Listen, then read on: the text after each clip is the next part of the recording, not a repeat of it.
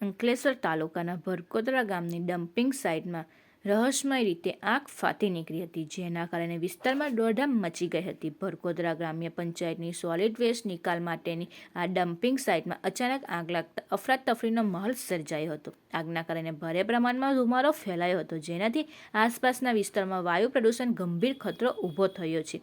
સ્થાનિકોના જણાવ્યા અનુસાર આગ લાગ્યા બાદ લાંબા સમય સુધી આકાશમાં કાળો ધુમાડો જોવા મળ્યો હતો. સ્થાનિકોએ આશંકા વ્યક્ત કરી છે કે ડમ્પિંગ સાઇટ નજીક આવેલા સ્કેપ માર્કેટ કેટલાક અસામાજિક તત્વો દ્વારા ગેરકાયદેસર રીતે કેમિકલ વેસ્ટ ઠાલવી તેને સળગાવી દેવામાં આવ્યો છે.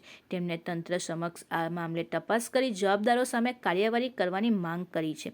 ભરકોદરા ગામ પંચાયતની તલાટી રંજનબેને જણાવ્યું કે ડમ્પિંગ સાઇટ પર આગ લાગવાની ઘટના વારંવાર બને છે. આ બાબતે ઉચ્ચ કક્ષાએ જાણ કરવામાં આવી છે અને તપાસ બાદ જવાબદારો સામે કાર્યવાહી કરવામાં આવશે.